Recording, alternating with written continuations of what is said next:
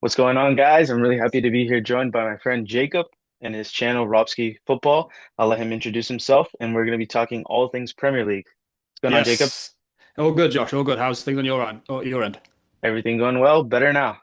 Absolutely. Good to know. Yeah, channel name's Robson Football. Just started. Man United fan. So if you're a Man United fan, definitely head that way. But also general football chit chat. World Cup obviously coming up. A lot to talk through. So yeah, let's. I'm glad to get into it all for sure. How are you feeling after the result against Leeds right now? Yeah, I mean, I think I could see it coming in the back of my mind. I could see it coming, especially in my prediction video that I did before the weekend. I think I tipped us to be 2-1, to win 2-1. But then in the back of my mind, as soon as you see the starting 11 with the changes we had to make, and then the big break of games that we've not had, I think it was, it was easy to see. Once the game started, it was easy to see which way that game was going. Yeah, and Bruno Fernandes, I saw this on Instagram. I don't know if it was an actual quote, but he was complaining a lot about the referees. Obviously, Leisha getting the red card. Did he like yank the guy's hairs? No, no, not really. I mean, so I will say this is I agree that it was a red card because you can't do that in today's game, and I know that rules have been put in place, recently to stop that from happening. It was like half a tug. So I think the way I saw it was Martinez was coming down from jumping up to win the ball with a header, lightly grabbed on Calvert-Lewin's ponytail for like a split second, but then Calvert-Lewin felt it, obviously made a point to the ref, and after that it just goes straight to VAR, and then the decision's made. So that was obviously one decision. There's obviously another decision that I can talk about, but VAR for me, it's just not consistent enough in today's game and for the technology that we have. I think a huge thing with the VAR too is whether they will admit it or not, the players' reactions makes a huge difference on that. There's a Mhm. lot of things where if the player doesn't have a reaction, and like you said, Calvert-Lewin, really made himself vocal about what happened. Mhm. Sometimes if they don't do that, the VAR doesn't even check it; it just goes on. Well, that leads me on to my point very nicely about the. I don't know if you saw the elbow from Calvert-Lewin on Yoro for the build-up to their first goal, but Calvert-Lewin again is up in the air trying to win the header to even score himself. Leads with an arm. I'm not saying obviously he didn't do it intentionally, but leads with the arm, connects with Yoro's face, and then Yoro goes down. The goal scored, and then after the goal goes in, I'm like, okay, are we going to get up and try and protest this? No one protests. I think Yoro might have said a few words after it, but no one else. I don't even think I saw Bruno even get into the referee's face. And even through the broadcast, it wasn't even mentioned that VAR were even looking at it for a moment. It just was completely disregarded. So that's again the inconsistencies with things being checked and things not being checked. It just doesn't sit well in my stomach on that side for sure. Yeah, and so the 3 points for Leeds in the grand scheme of things are huge because Huge. I think that kind of I know there's still 6 matches, so it's there's still a lot of football to be played, but it brings them 6 points away from the relegation zone because the first team in the relegation zone right now is Tottenham with Mhm. 30 points. So I think with that 6 point gap, I personally think they've officially taken themselves out unless they just go on a stinker for the last 6 games. And it basically leaves West Ham, Nottingham Forest, and Tottenham to be those last 3 clubs to see which two will be saved and which two will be out. And Mm. so, in your prediction video for the weekend, you did predict that Sunderland would get a result against Tottenham, and Yep. obviously that is what happened. De Zerbi in his first game. So, what did you make of that match? What do you think of the state of Spurs? Do you think they're going to get relegated? Um, I think I think so, and it's hard for me to come to that conclusion. But what I said in my prediction video and even my De Zerbi video, I said that if De Zerbi can not even just get a result at Sunderland, like even if he gets a point or even if it's a loss with some positives coming from it, then I think that's a good platform to build off on into the final 6 games. But you see Romero out; he's now out. It looks like until the end of the season. Yeah. They're missing a boatload of players through injury. But even going forward, I didn't see much in the way of any quality. Like Kolo Muani, Matis Tel. I mean, throughout the season, they've not really pulled up any trees, and that even was the case against Sunderland. And Sunderland on the other side, their home form's been good. Their home fans always are allowed up there, makes it a very tough place to go. But Spurs ultimately, I think they'll have to find something within them to stop going down. But I just can't see looking at that squad. I can't see where that comes from. Yeah, just I was pulling up the lineup and the stats from the game here, and you look at the front line, Richarlison, Solanke, Kolomwani. It's a lot of uninspiring players moving Mm, forward. And I think another big thing that stood out to me is the fact that change manager from Frank to Igor Tudor, and now with the Zerbi, Xavi Simons doesn't get a sniff at the starting lineup. And a lot of people say that, he doesn't have that physicality to play in the Prem, but in terms of technical quality, he's probably up there in mm. the best players on Spurs squad, but he's not getting in there. Yeah, no, I think this is it's a testament to how Spurs' recruitment has been over the last, I mean, at least for as long as I can remember, probably the last 2 or 3 seasons, especially, where they're buying potential, like Lucas Bergvall, like Xavi Simons, which they're kind of on differing levels when they came into Spurs. Obviously, Simons has played Champions League football for Leipzig. But even then, that you're buying players in that haven't got the experience of playing in the Premier League, and then you're throwing them into the starting lineup and say, "Oh, here you go, try and get us out of trouble." And it's not a process, especially after coming, as low as they did under Ange last season. You'd have thought that the recruitment strategy would be okay. We've got some good young players here. Let's feed into that by giving them some players they can grow around. Like for me, if they brought Conor Gallagher in at the start of the season rather than a panic buy in January, maybe we would be talking about a bit of a different Tottenham. But players like that as well, not just solely Conor Gallagher, but players that have experience, that have been playing at the Premier League level, Champions League level, wherever, that high standard. You need those standard setters, really. And obviously, when we look at that lineup, it's very uninspiring. And there are players in there that I'd love in a Man United team, but obviously, because they've got a white shirt on right now, it just doesn't seem like it's clicking in the right way. Obviously, over the past 7 months. Yeah, I think that De Zerbi, in terms of his play style and everything, it's this comment that I left in the comment section of your video. I Mm, think it's a match made in heaven in terms of what Spurs have as a philosophy of a club and what he likes to do. But he's not the firefighter type manager like Sean Dyche has been so famous for being, where he can come in, he can keep a club up, and so it's almost like he's gonna throw some more gasoline on the fire. mm, And I think the biggest thing for Spurs is I don't know if their players are going to be able to get past that mental block. And I think eventually that is what's going to take them down, because mm, the pressure of a big club being in that type of situation, it's a lot harder for them. It's a bigger weight on their back than it is mm. for a West Ham, a Leeds, a Nottingham Forest, a Burnley, who are used to fighting against relegation every single season, in and out. There's those yo-yo clubs like Norwich. They just come up and down. Leicester has done it for a bit as well. Yeah. So I think that psychological factor is going to be huge for Tottenham in these last 6 games, and they don't show any signs of being there mentally. If you look at the players at the full-time whistle, they're crying, their Defeated. heads, Yeah. yeah, they're completely defeated. Yeah, no, absolutely. And I think even at this turn of the year, maybe even before the new year, like things coming out in the media, that doesn't help any problems at all at Spurs. I remember Gary Neville, he did an interview with Mickey van der Ven, and Van der Ven comes out, and obviously he's kind of almost trying to wiggle his way into a summer move, even in January, February, when there's still a lot of games to be played. Things like that, they don't do any good for a team, that like Tottenham, that are in the position that they're in. And you don't want your star player, which I'd say Van der Ven is probably pound for pound their best player. Given performances over the course since he's been in Premier League, and his age and his market value, you don't want players doing that, because that's, at the end of the day, when Romero's not on the pitch, who are they looking up to? And I can go through that starting 11 now and be like, well, where are the leaders when Romero's not there? Van der Ven, but he's on his young shoulders. So then it goes down to, let's say, Joao Palhinha, who's only been there a few months, on loan. So Yeah.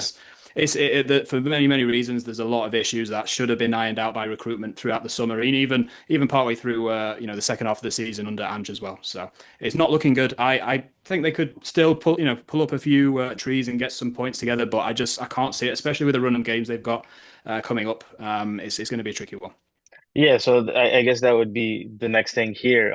Well, to add just one thing into it as well, I think something that people don't talk about enough is Daniel Levy leaving, not being there anymore. And as much as he was criticized for, again, his transfer strategy and all of those different things, I do think he was someone that brought a little bit of stability to Mm, the club as a whole, and they haven't really been able to fill that void, and they're really, really feeling it.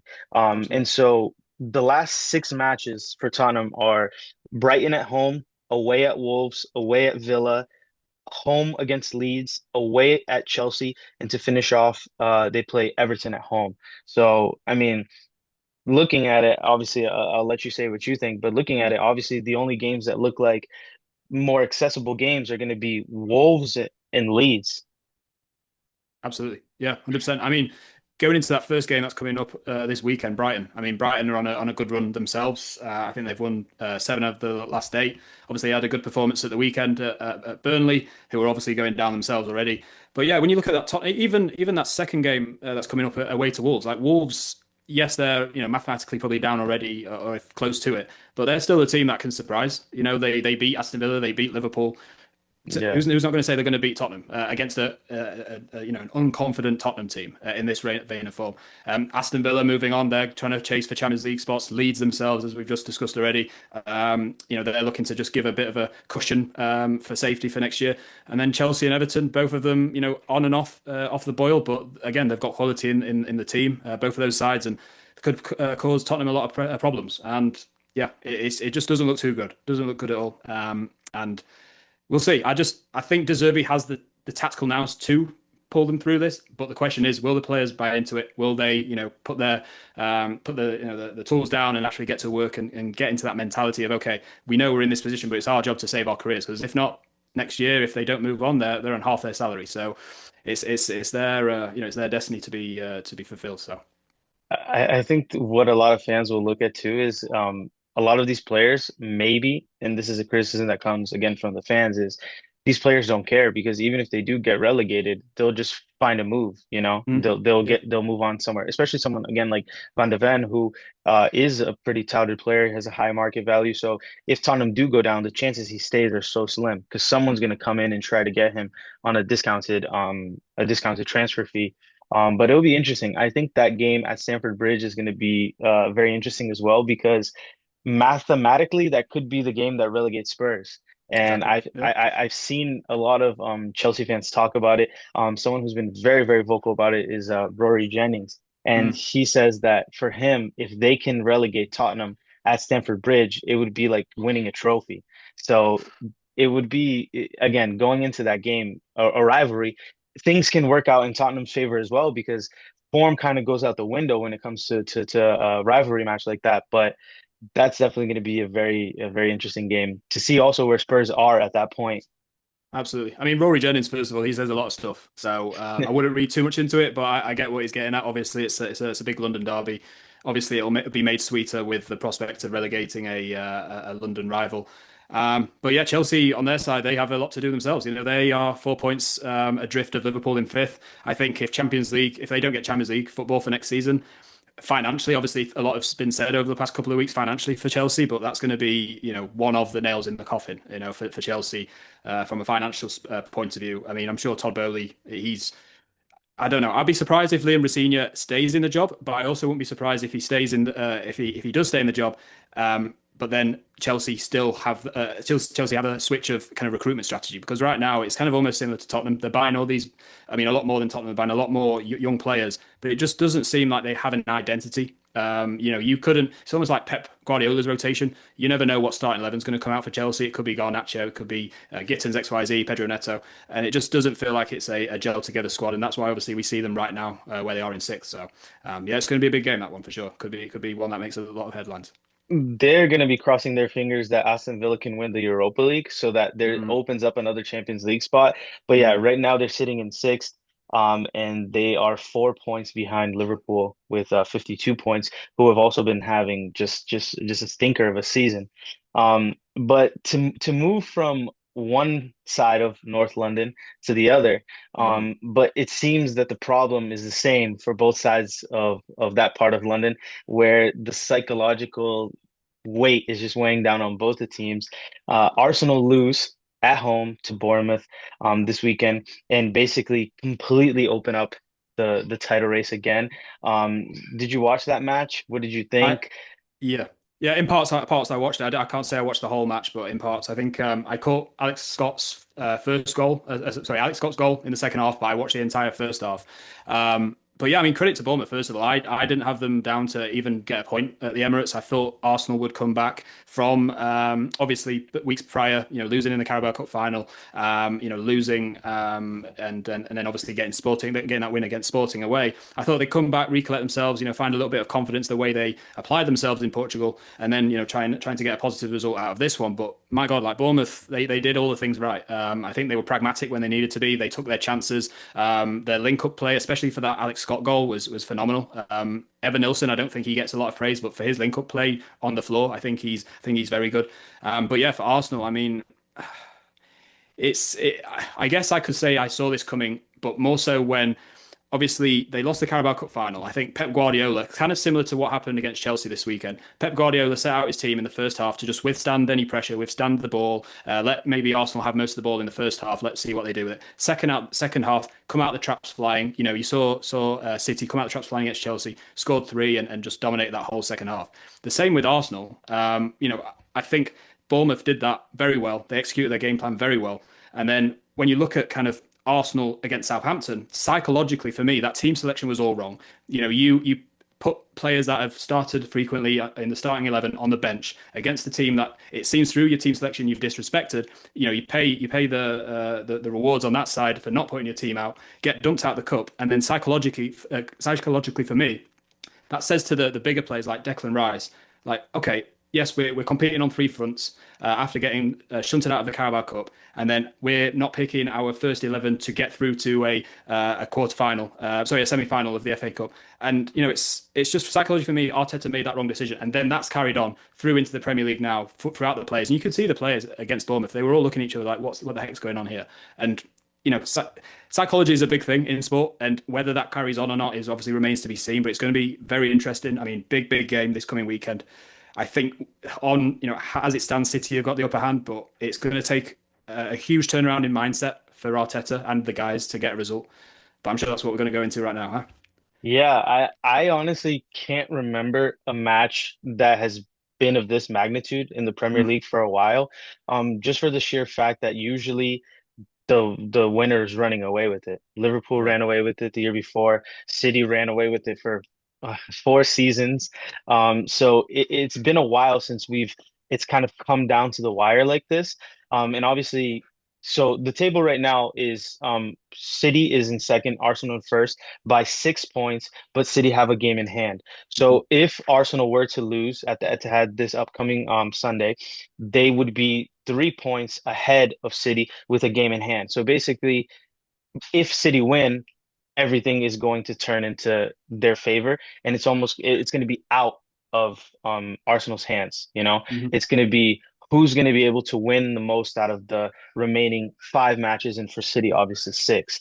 So obviously, not to brush off of it, because obviously we want to talk a little bit more of the matchup this coming week. But obviously, City also put themselves in this position because they went to Stamford Bridge and they battered Chelsea 3-0, and that obviously put them in that position. Kind of going into that game with the added pressure of knowing that Arsenal had dropped points. So I guess I would say to you mentioned it a little bit there, but they got that result at Stamford Bridge, and now what do you think going into this match on Sunday? I think Pep Guardiola. I will say it myself. I counted them out of the title race briefly. Once obviously we saw Arsenal kind of almost cruising away with it. City were going through their ebbs and flows. The way Pep Guardiola is able to like change the mentality and just turn it around from going from a pretty poor by his standard, a pretty poor run of games into beating Arsenal, Liverpool, and Chelsea 3 games back to back to back. That's a testament to him. But also on that side with City as a squad, they've been here before, majority of them. Obviously, players like Bernardo Silva, Rodri, Erling Haaland, they've all been there, done that. They've won titles for City. They know what Pep Guardiola demands of them, but they know that it's not over till it's over. On the other side, I think Arsenal, they obviously haven't been here, which has obviously not really kind of helped them in cup finals or in knockout games over recent years. And it's just a question of if Arsenal get themselves together and play how they've been playing for the majority of the season, then we should see a one hell of a game. But if they roll over and let Man City, tickle them, for example, then it's gonna be a bloodbath. Because I just way Arsenal are playing right now, it's not positive. It's more, I think I heard something on the other day on the radio. Arsenal are now setting out to kind of almost withstand the game and try and just nick a goal when they where they can. Whereas before they were kind of dominating possession, really enforcing, attacking players, enforcing themselves on the opposition. Now it's a lot more drawn back and a lot more calculated, which I think is how Man City might win this game, is to be just threatening with players like Shirky, like Doku on the wings, for example. I mean, Shirky at the weekend was unbelievable, and he's an Yeah. absolute bargain for what City got them, got him for. And he'll be one of my players to watch out for this coming weekend because he could be a real difference maker against that Arsenal team that are missing players like Jurriën Timber, for example. Yeah, Cherokee looks like he's just playing at the local park. He's like Unbelievable. Yeah. doing kick ups, and even against Chelsea, he like kicks the ball up and then plays it through in the air. I'm surprised honestly that he wasn't picked up earlier by City or anyone, because it's been a while since he was famous for being a standout player on France's obviously the youth national teams. Mm, And so he was kind of hidden away at Lyon for a bit. But he's been quite the player. And 100%. obviously if City do end up winning the league, then that shifts the conversation completely for who would be the PFA Player of the Year as well. Um, so Yeah, it's gonna so be a so tough one. I have two questions for you. So the first one is a very intriguing question for me because Arsenal seems to be the most hated fan base. AFTV, all of that kind of stuff, the insufferable fans, to the point where I've seen United fans prefer City to actually win the league. So as a United fan, I want to hear what you would prefer. What would you prefer in terms of who would you hate less to see win the title? And then the follow-up question to that one would be obviously, what's your prediction? What do you think is going to happen in terms of result this upcoming um, this upcoming match? And then I guess maybe with what you say there, we can kind of foreshadow to see who you think is actually going to win the league. Well, so for people that don't know, I've been a Man United fan since day dot, really. I mean, as far as I can remember, watched them all throughout the Ferguson time, and through that time, you get kind of got a natural hatred of Arsene Wenger and that Arsenal team, especially the Invincibles, and that kind of famous game with Martin Keown and Ruud van Nistelrooy. If you remember when Keown got in his face after missing the penalty, hated Arsenal since then, and that's not changed at all. The way Arteta conducts himself, I think the way he almost is, it's hard to say, but he's like he uses them when he's in the media and he talks about how the referees didn't do this, and when people are complaining about the corners and the set piece FC and all of this, it's almost like it's all part of his master plan to kind of ruffle a few feathers in this whole industry. And the way they've played now, don't get me wrong. They've got some excellent players. Declan Rice, Saliba and Gabriel, probably the best centre back partnership. I mean, I was going to say in world football, but it could be contested with a few, but definitely up there. They've got some great players, but like players like Odegaard for me have been very overrated for a long time. I've never really seen. I mean, there was obviously that season where he got 15 plus assists, did very well for himself, but I will say, just to give you an answer to the first question, I'd rather see Man City win the title. Purely because I think Pep Guardiola, alongside managers like Ancelotti, like Ferguson, like Mourinho, they've been the ones that have changed the course of football history, for example. And also on that side, obviously, if City do win, it's just another title for them. They've only been a big club for the last, let's say, 10 years, 15 years. On the flip side, Arsenal, historical rivals of Man United. And, obviously, after the drought of trophies that they've had, putting the COVID FA Cup to the side, it would be kind of funny for them to miss out again. And that's just again talking from a biased Man United fan. On the other side, who do I think will win it? Now that's the tougher question. My God, on a whim, on a dime piece, and chucking up a coin flip, I'm gonna say. I'm going to say Man City. I'm going to say Man City. I was going to say, let me look at the Arsenal fixtures that they have left because they've got City up next, and they've got Newcastle, Fulham, West Ham, Burnley, Crystal Palace. I think Burnley and Crystal Palace may be a bit of an easier fixture than the other ones, but I think this obviously this one's going to judge it. If City win it, then City win the league for me. Gotcha, gotcha, gotcha. Yeah. Mm. I personally I posted this on my story on Saturday. I personally want to see Arsenal win just because I want to see someone new win. Hmm. And I don't necessarily have again a team that I support in the Premier League. So as annoying as their fans could get, I mean it's not as bad when there's a direct rivalry there. Mm. But just for change sake, I would want to. But at this point, I also think they're gonna do it. I think they're gonna bottle it. I think that's gonna be just as funny, as if, as if they did win. But yeah, I think they're just very, very uninspiring moving forward, and I think that's been their Achilles heel. They started off the season very solid defensively, and they still are a very solid defensive team. But moving forward, they can't get anything. So it'll be a very, very interesting match to see this weekend. I hope it's just, and it probably will be. I just hope it's not one of those like cagey games for the entire 90 minutes and it ends 0-0, 1-1, something like that. Yeah, well, Um, it's gonna be interesting to see how it goes compared, or how the game runs its course compared to the Carabao Cup final. Because obviously at Wembley, you think teams get maybe a little bit tentative and a bit nervous and kind of sit back a little bit more rather than being more expressive and open. It's going to be interesting because, do Arsenal come flying out the block straight away, trying to impose themselves at City's home ground, much like we saw Leeds today impose themselves at Old Trafford from minute one? It could be that kind of game and set the tempo for an end-to-end, almost basketball match. Or is Pep Guardiola going to, again, calculate the game as almost like a novel and write the story as it goes? And will he be able to kind of fill those gaps and those voids in Arsenal's team at the moment with the injuries they have and with the question marks they have against certain players? It's going to be, I mean, it's going to be one hell of a match. I can't wait to watch it. I mean, I will kind of finish that section off by saying I've got a couple of Arsenal fans myself. I've talked to them since the game on Saturday, and there is some discontent amongst some Arsenal fans about Mikel Arteta and how he's, his team selection in general over the last few weeks, and almost kind of the mentality going into these. It doesn't seem like it's something they're agreeing with, and it almost feels like they have already conceded themselves that this title is going to head towards Manchester rather than London. Yeah, I think that's the big thing that you said, how Arteta's been conducting himself. I think he's been making a lot of decisions based off of fear rather Mm, than wanting to get the job done. And there's that famous quote, I don't know whose quote it is, but basically you need to have more desire to win than fear of losing. mm, And it just seems like Arteta doesn't have that. And honestly, if they do end up losing the league, because I don't think they're going to win Champions League either, mm. then I mean, what do you think? Do you think he's got to be sacked? I think it's a tough argument to say he's going to be sacked just purely from what he's built from the ground up, basically over the course of his tenure so far. I just think there's just going to be. I mean, if he doesn't win it this season, I think they'll keep him on for next season. But next season, obviously, they'll probably strengthen even more in the transfer window. That surely has to be the season. Like I was saying to myself, this season has to be the season, and I don't know why I'm trying to even give him kind of his Another flowers and year. say next season, but. I can't see him being sacked for failure to win the Champions League and the Premier League, because who else are they going to bring in aside from maybe a Luis Enrique, who I hope Man United bring in, by the way. But it's going to be almost like a hit a reset button that you don't want to really hit if they sack him. So it's going to be, yeah, that one's a bit of an iffy one. I don't think that would happen, but again, if not now, when? It's just that's the question that remains to be answered for Arsenal.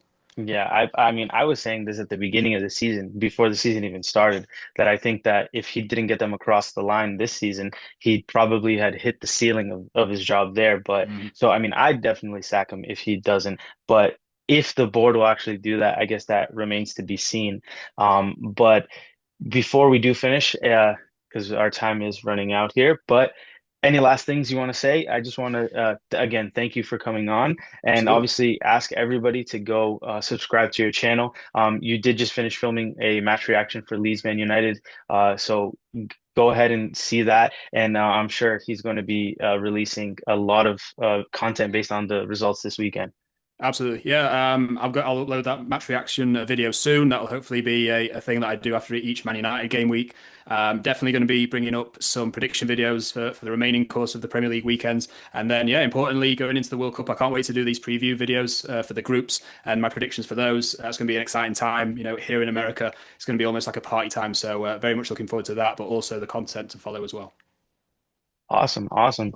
Well, thank you guys all for watching. Hope you guys can come back for the next one. Make sure you guys subscribe, like, comment, hype the video. I always emphasize how important hyping the video out, and that's not just for my channel, it's for Jacob's channel as well. 100%. Want to see us growing together. So thank you guys so much. I'll see you guys in the next one.